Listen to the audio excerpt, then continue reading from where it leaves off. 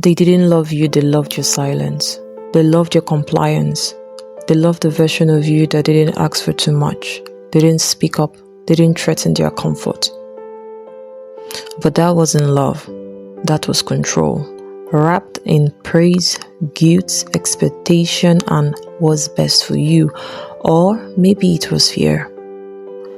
What I see sitting down, you won't see even if you climb the highest tree, they said. But that wasn't wisdom, that was control in disguise. Welcome to I'm Asking You, a safe space where we gently uncover the parts of ourselves we had to bury just to survive. This is a sanctuary for those healing from the hidden wounds of emotional manipulation, spiritual suppression, and unspoken grief. Here, we don't rush healing. We honor the quick work of rebuilding your voice and yourself. If this speaks to you already, pause for a second and let us know in the comments. Have you ever felt rewarded for disappearing when you were taught to shrink? You were praised for being the easy one, the peacemaker, the fixer, the child who never argued, the friend who always listened but never interrupted, the partner who adapted, the sibling who stayed quiet. Or maybe it wasn't praise, maybe you were controlled by fear. I'm your mother, father, I brought you into this world so I know better. I gave you life, I can take it. Do you want to go to hell? Physical punishment, emotional blackmail, religious manipulation. Keep behaving like this and you won't make heaven. And if it wasn't fear, it was jealousy. Sometimes even your growth made others uncomfortable. Family members or friends envious of your light, of your growth, your grace, your courage, so they clipped your wings while calling it love. You learned early that silence kept you safe, that being small kept the chaos away, so you became quiet, accommodating, pleasant, and deeply exhausted. That exhaustion from suppressing yourself, you wore your silence like a second skin because they rewarded it. But what they called peace was really your discomfort. What they called maturity was your fear of disappointing, your fear of provoking, or even being punished by them. What they called love was really preference for your obedience. And here's the part that's hard to admit.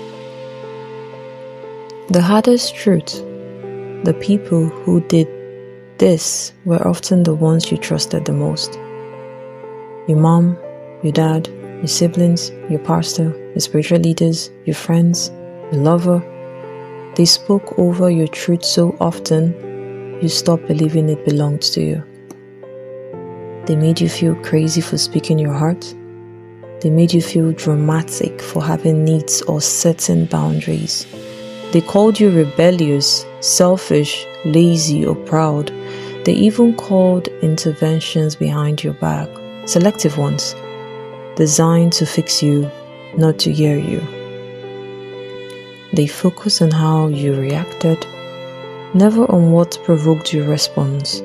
They gaslit you in prayer, use scriptures to tighten your grip. Sometimes they use religion or prophecy to tighten your grip. In Nigeria especially, many are taught to confuse silence with honor.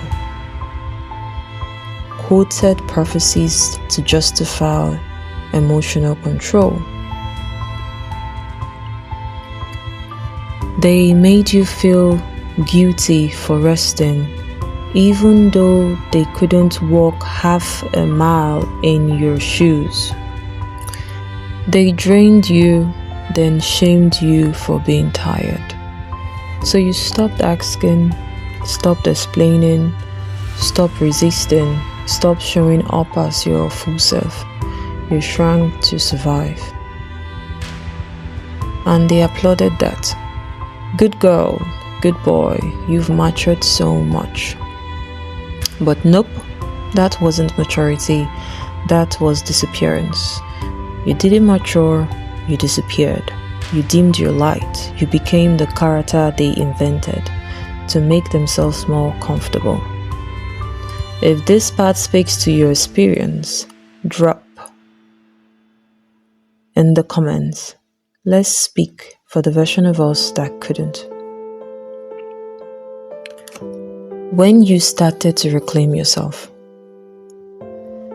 and then just one day you began to wake up, to ask questions.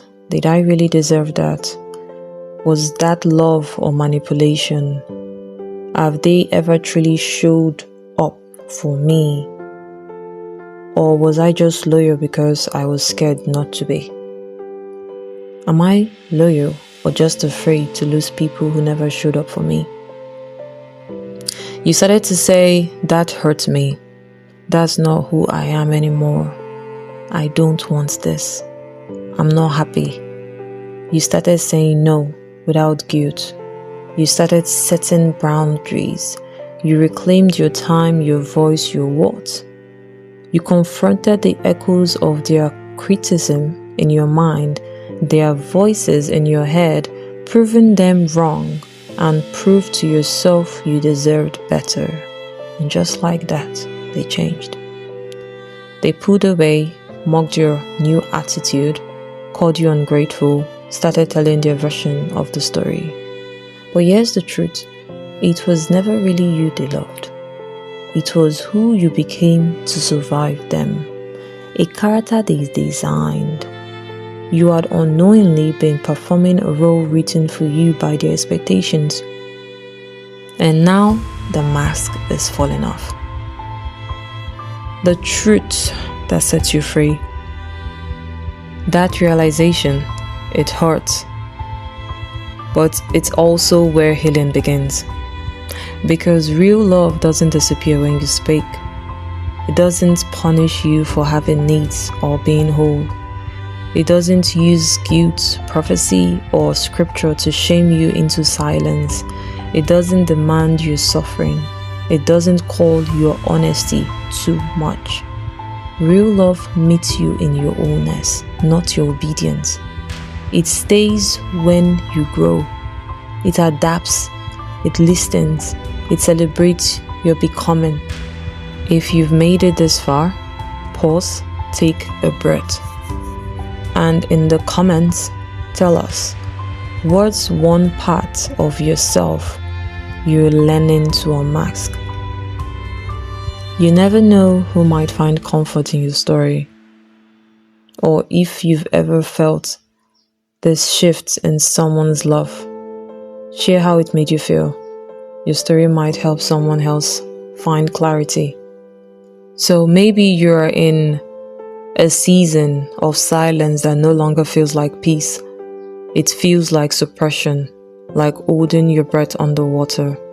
On the outside, things look calm, but inside, you're unraveling. You've been asking yourself the hard questions. Was any of it real? Are my feelings valid or just delusions? Am I selfish or proud? Or was I just being manipulated? Have I been manipulated to doubt them? Was I lazy? Or just tired from carrying everyone's else emotional weight? Who am I when I'm not trying to be enough for everyone else? Who am I when I focus on healing emotionally, mentally, spiritually for myself? You're not lost. You're becoming. You feel like you're losing yourself, but really you're returning to yourself. It feels like you're falling apart, but really you're falling into truth. Because you're not just healing, you're unlearning survival. You're unmasking yourself. You're shedding shame. You're choosing you. And that takes courage. That takes grief. And that takes time.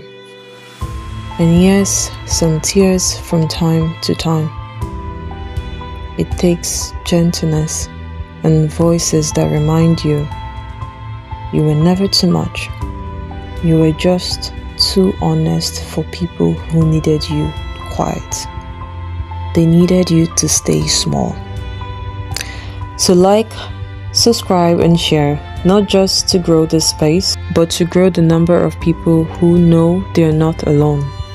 Let's be those voices. If you're in this season now, comment where you're from and still becoming to remind yourself you're not alone.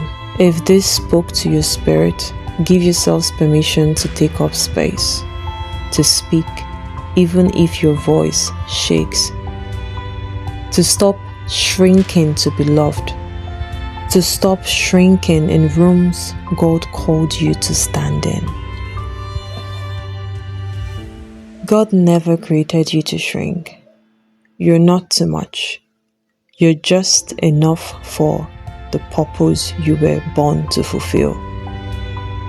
So leave a comment for the version of you that stayed silent for too long. Let them know you're not disappearing anymore. This is the end of this video. Remember to always come home to your voice. Healing is remembering who you were before you had to perform for safety. This isn't weakness, it's resurrection. Unmax gently, unmax honestly, unmax in stillness. Welcome to the journey. New episodes Wednesdays and Sundays, 8 p.m.